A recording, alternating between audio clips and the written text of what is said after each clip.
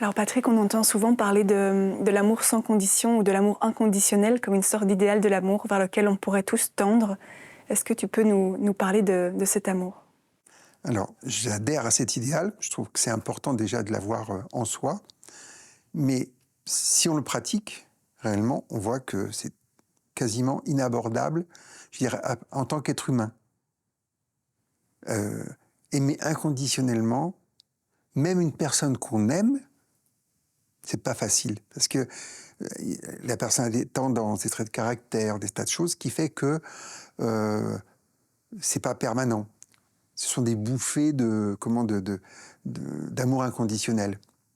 Et alors, pour des gens qu'on n'aime pas, alors c'est encore beaucoup plus dur. Et c'est là où je dirais qu'il faudrait qu'on arrive à aboutir. Donc, par pratique, je me suis rendu compte que ma seule façon de pouvoir vraiment y arriver, c'est de laisser la place à Dieu, quoi. Parce que il a l'amour inconditionnel, et moi j'ai un amour conditionnel, qui a ses limites. Mais comme tout être humain, je pense. Hein. Alors, la meilleure façon, je dirais, d'accéder à cet amour inconditionnel, c'est d'être effacé. Voilà.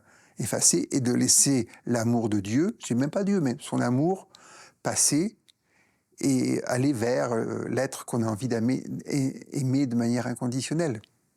Et ça, c'est intéressant. Et on le voit en s'entraînant. Et moi, j'ai trouvé ça très intéressant. Et j'ai appris donc je dirais, l'amour inconditionnel à travers une personne avec qui je n'avais aucune affinité, aucun contact, mais que je voyais beaucoup. C'est très intéressant. Mais je suis reconnaissant, c'est vraiment... en Inde, ils appellent ça les Upagurus. Et je dirais que cette personne a été mon maître, dans le sens où, voilà, elle m'a permis, elle m'a donné l'accès à l'amour inconditionnel. C'est grâce à elle que j'ai réussi à toucher à l'amour inconditionnel. Parce que je ne savais pas l'aimer. Elle n'était pas aimable, elle n'était pas mal aimable. Il y avait une forme d'indifférence presque, de base. Et quand tu dis que tu t'entraînes, ça consiste en quoi? Ben, tu laisses passer ce flot d'amour que tu peux percevoir vers un être ou des êtres comme ça, et tu vois que ça passe, qu'il y a aucune retenue, ça marche. Et alors ce qui est intéressant, c'est après l'effet, parce que après donc de nombreuses années, hein, j'ai fait ça très nombreuses années en continu, tu développes une réelle intimité réciproque avec la personne. Donc c'est très pur finalement, parce qu'il n'y a pas d'intérêt, il n'y a pas d'enjeu, voilà, rien. C'est extraordinaire. Ça j'ai une reconnaissance, parce que on, bizarrement, c'est comme si on ne pouvait pas avoir de l'amour inconditionnel sur des personnes qu'on aime. Parce qu'on les aime à notre manière. Et même si on les aime beaucoup, beaucoup, beaucoup, c'est pas inconditionnel. Il y a une condition encore. Puisque, voilà, on les aime pour telle chose, ou naturellement, parce que c'est notre enfant, parce que c'est ci, parce que c'est là. Voilà. C'est de l'amour. Attention, hein, vive cet amour, je ne dis pas que c'est... Mais là, on parle d'amour inconditionnel. Donc c'est pour ça que j'aime bien l'état zéro, parce que s'il y a de l'amour qui doit passer, à travers cet état zéro, c'est bien. Ou l'état du un, donc d'unité, c'est pas, à nouveau, c'est pas nous. Ou c'est Dieu absolu, ou c'est Dieu en tant que créateur qui va être en face, mais c'est toujours lui qui aime au travers de nous. D'où l'intérêt à chaque fois de s'effacer pour laisser la place. Alors on va dire c'est à cette dimension divine ou spirituelle qui est là, qui va aimer, mais pas que, elle va faire plein de choses à travers ça. Et quand C'est pour ça que je parle, par exemple, l'amour inconditionnel, les gens ils pensent que ça devrait être pour tout le monde. Ah, c'est vachement dur. C'est très dur. Je dirais une personne. Si tu l'as connu avec une personne, à ce moment-là, tu peux le décliner, tu sais ce que c'est.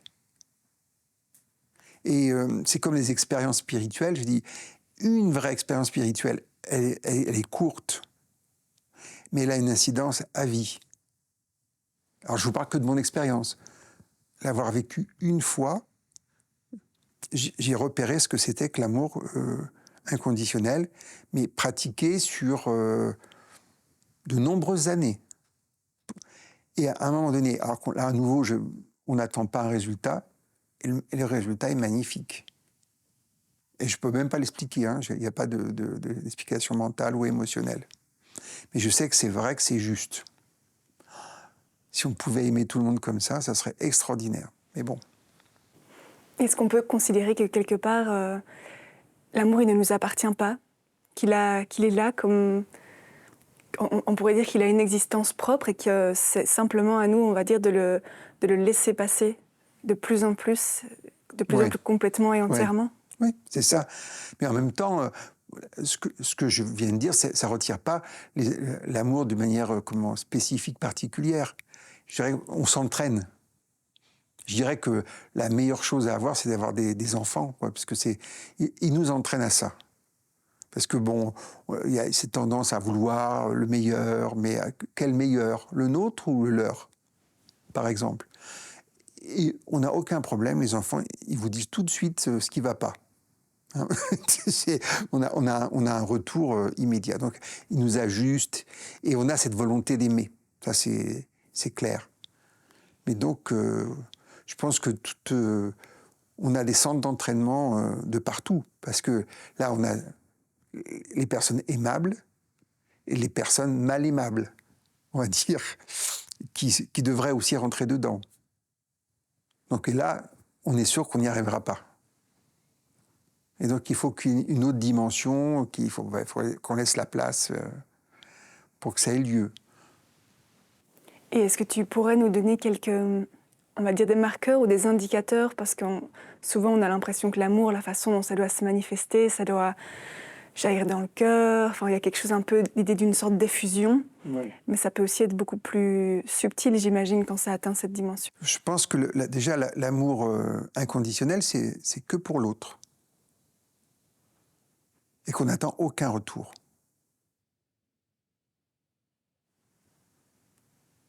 Donc, quelque part, c'est un peu absolu, c'est le plus pur qui soit. Ou ça, mais tu aimes l'autre que pour lui. Et tu n'attends mais rien, parce que la logique veut aussi que tu n'attendes rien, par exemple. Et c'est pareil, aimer son ennemi comme soi-même. C'est quoi soi-même? Mais d'arriver à aimer un ennemi, quel exercice extraordinaire. Parce que là, il fait tout ce qu'il faut pour ne pas être aimé. Mais est-ce que Dieu ne l'aime pas? Ben non, il aime toutes ses créatures, quelles qu'elles soient, quelle que soit leur expression. Donc c'est pour ça que là, on n'a pas le choix. Là, il faut laisser Dieu aimer. Donc c'est pour ça, là je dis Dieu, mais je parle de la présence. C'est pour ça que j'aimais bien cette lumière, amour, présence. Et après, derrière, il y a la présence qu'on peut repérer, et la présence sans présence. Après, je rajoute une... Et c'est là où on rentre dans une autre dimension. Alors, en gros, on va laisser faire tout ce que je viens de raconter pour que ça fasse ce que ça veut. Et ça va nous aider. C'est ça des outils, je dirais. Et tu as évoqué s'aimer comme soi-même, aimer comme on pourrait s'aimer soi-même. C'est vrai que cet amour de soi, c'est souvent, on dit, voilà, il faut commencer par s'aimer pour pouvoir aimer les autres. Et c'est pas quelque chose qui est si facile à mettre en place. Non, mais c'est normal, on a mal compris le soi. Aimer le soi, en soi-même. C'est ça pour moi le... Alors, et on voit des effets sur le soi-même. Mais qui s'aime vraiment. Presque c'est plus facile d'aimer quelqu'un de manière inconditionnelle que s'aimer soi-même. Donc, même par rapport à soi-même, il faut s'effacer. C'est pas facile. Parce que même si on n'a pas trop d'attentes, on a des principes même. On se juge tout le temps. On dit, mais non, ça marche pas, c'est pas ça, c'est pas ci. Pas évident. Hein. C'est pour ça que l'incarnation, pour moi, est extraordinaire. C'est un amplificateur. Parce qu'en tant qu'âme, on n'a pas toutes ces difficultés, tous ces errements. Mais on n'a pas aussi toutes les possibilités de transformation. C'est parce que, pour moi, l'incarnation, elle est amplificatrice de ce que nous sommes. Ça devient gros. Et c'est ça qui va être transformé. Alors après, l'histoire, c'est comment ça va être transformé. Bon, c'est autre chose. Mais c'est ça. Donc c'est là où c'est une bénédiction. Mais en tant qu'âme, tu as la même difficulté ou le même défaut. Elle va être sous forme de graines, à peine actives, à peine visibles. On va dire que ça va être enquisté. Oui, mais on sera quand même porteur de ça. Et pour être vraiment dans une union ou plus avec Dieu, il faut être semblable à lui. Et ça, ces graines, les samskaras, qui sont là dans le corps de l'âme, corps causal, vont avoir une incidence et vont empêcher ça. Donc, on s'incarne et il y a des samskaras, ce que j'appelle donc des graines constitutionnelles qui apparaissent et qui vont nous aider à créer le personnage que nous sommes et qui vont mettre en lumière ce sur quoi on doit travailler. Et là, on va pouvoir aller vers cette simplicité, parce que toujours, j'aime bien cette idée, nous sommes complexes et Dieu est simple. Donc on va aller vers cette simplicité de l'être grâce à l'incarnation. Pendant des années, je me dis, mais c'est quoi ce truc? C'est mieux d'être incarné que de l'autre côté. C'est encore de la pub, hein. J'y crois pas, quoi. Hein. Et puis, en observant, en laissant venir, je me suis dit, mais oui, c'est extraordinaire. Cette histoire, ouais, même les anges nous envient. Ouais, bon, je veux bien. Je vois pas où ils peuvent nous envier. Mais s'ils voient la bénédiction, mais pour nous, là encore, ils sont pas sur eux. Ils voient la bénédiction pour nous. Et si on prend une image pour rendre ça très concret dans l'esprit de chacun, tu parles de graines, on pourrait dire que quelque part, quand on vient s'incarner, on explore son propre jardin, l'expression de toutes les graines qu'on porte. Et si on doit retrouver Dieu dans ce jardin, ça ressemblerait à quoi? Ah, j'en sais rien. Parce que moi, je te parle de Dieu dans l'absolu, c'est-à-dire le vide, la vacuité plutôt, hein, parce que je préfère encore. Parce que dans la notion de vacuité, il y a quelque chose de présent. Mais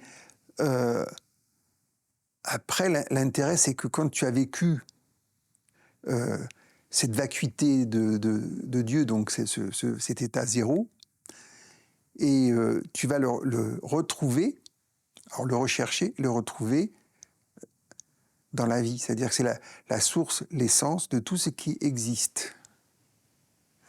Donc tu vas regarder la nature, le cosmos, le fameux beau, hein, dont on parlait des Grecs, le beau, c'est-à-dire qu'on est capable de voir le beau originel de partout, et dans l'individu, de la même manière.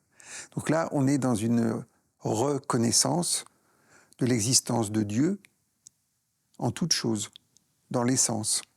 Et donc, on va accepter et regarder la manifestation porteuse de cela. Et on se rend compte que tout a sa place, tout le monde a sa place, parce qu'on voit le propos divin derrière. Alors, ça fait très agréable. Et à ce moment-là, est-ce qu'on est dans l'amour inconditionnel? J'en sais rien. Je peux pas dire. Par théorie, je dirais oui, mais c'est un Oui, si Dieu regarde sa création, et voilà, d'accord, c'est de l'amour inconditionnel.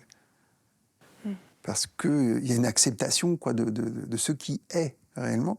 C'est pour ça qu'on dit, ça fait bizarre, Dieu se regarde lui-même. Hein, je veux dire, dans ses créatures et sa création.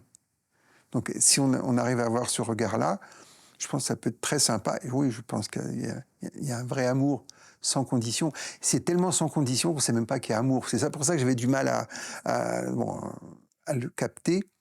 Mais oui, ça paraît évident. On est presque au-delà de la notion d'amour, quoi.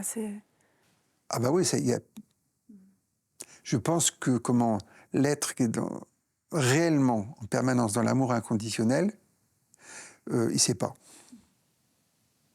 D'où l'idée de l'innocence. Est-ce que le petit enfant, le petit bébé, il sait qu'il aime sa mère?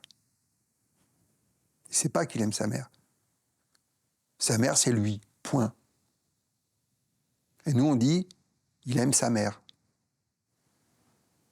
Tu vois un peu c'est un peu de la rhétorique, du verbiage. Je fais attention, quoi, mais c'est plus des sensations, des vécus, quoi, qui sont à faire. Et puis, par contraste, je trouve ça intéressant d'observer. Mais comme tu évoques l'innocence, ça amène une autre question. Tu as évoqué l'innocence vigilante. Comment est-ce que ça se manifeste? Parce que dans l'idée d'innocence, il y a quelque chose de... pas d'inconscient, mais presque d'inconscient. Alors que dans la vigilance, il y a besoin de conscience, justement. Ouais. Je pense que la différence qu'il y a entre l'innocence d'un petit enfant et l'innocence d'un adulte. L'analogie pour moi, c'est ce dont parlait Baboudji, c'est-à-dire qu'on commence par être ignorant, avec un petit i, après on acquiert la connaissance, et on accède à l'ignorance avec un grand I. Ça veut dire, qu'est-ce que c'est que cette ignorance? C'est une ignorance qui est en contact avec tout ce qui existe dans l'univers, dans la création. Et pour être en contact, il faut à nouveau aller à l'état zéro, donc il faut être ignorant. Et à ce moment-là, cette ignorance donne cet état de vigilance. Et quand il y a quelque chose qui apparaît, tu le vois apparaître et tu sais que c'est là que tu dois porter ton attention. C'est-à-dire que ton attention est attirée. Il y a une forme de simultanéité. L'attention est aussi la résolution. Ce que j'ai appelé regard de Dieu. Mais si, par exemple, je suis focalisé sur toi, c'est une attention, mais je n'ai pas forcément mon attention vigilante pour le reste des personnes qui sont présentes ici. Alors que si je suis dans une innocence vigilante, s'il y a une personne, par exemple, qui est là, qui émet quelque chose, voilà, mon attention, elle va être attirée et je vais répondre de manière juste à la situation. D'où l'idée de vivre l'instant présent ou l'instant éternel présent, quoi. Et donc ça donne cette vigilance, une vigilance à la vie, en conscience. Mais une conscience qui est présente, mais pas directionnelle, elle est multidirectionnelle. Mais dans ta réponse, tu as fait émerger le terme d'ignorance. Est-ce que tu l'associes directement à l'idée d'innocence? Non, parce que il y a l'ignorance crasse aussi, qui fait que les humains ils font n'importe quoi sur Terre, non mais ils se respectent pas, il n'y a pas d'éthique, il n'y a pas de morale, il y a pas, enfin c'est un peu dingue quoi ce qu'on peut voir. Ça c'est l'ignorance pour moi, et c'est l'ignorance des gens très cultivés. C'est encore pire, parce que eux